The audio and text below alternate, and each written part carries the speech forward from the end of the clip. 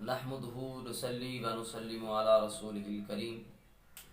اما بعد فاعوذ باللہ من الشیطان الرجیم بسم اللہ الرحمن الرحیم اللہم صلی وسلم دائما ابدا علی حبیبک خیر الخلق کلہم بلغ العلا بکمالہ کشف الدجا بجمالہ حسنت جمیع خصالہ صلوا علیہ وآلہ بلغ العلا بکمالہ کشف الدجا بجمالہ حسنت جمیع خصالہ صلوا علیہ وآلہ۔ احباب ذی وقار،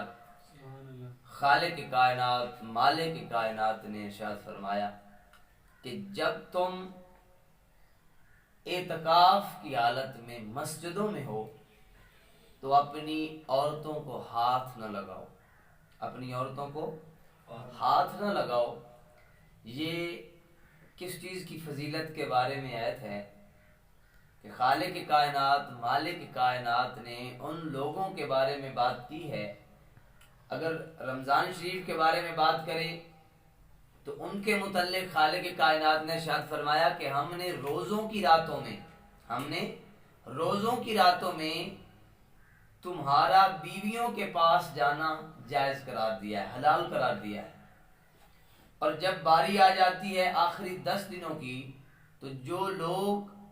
رمضان المبارک کے آخری عشرہ میں اعتکاف کی نیت سے اللہ کے گھر میں بیٹھتے ہیں تو ان کے متعلق خالق کائنات نے فرمایا کہ تم اپنی بیویوں کو ہاتھ نہ لگاؤ۔ سامعین محترم، اعتکاف کا مطلب کیا ہے؟ اعتکاف کا مطلب یہ ہے کہ اپنا تعلق، اپنا رشتہ، اپنا ناتا پوری کائنات سے توڑ کر، اس پوری کائنات سے مبرہ ہو کر، اس پوری کائنات سے تعلق کو توڑ کر، اپنے دل سے دنیا، حرص، لالچ کی بو کو ختم کر کے اپنے آپ کو اس خالق کائنات کی بارگاہ میں پیش کر دینا، اپنے آپ کو اللہ کے حوالے کر دینا اعتکاف کہلاتا ہے۔ اور اعتکاف کی فضیلت کیا ہے کہ نبی کریم صلی اللہ علیہ وآلہ وسلم اپنی زندگی کے اندر رمضان المبارک کے آخری 10 دنوں میں اعتکاف فرمایا کرتے تھے۔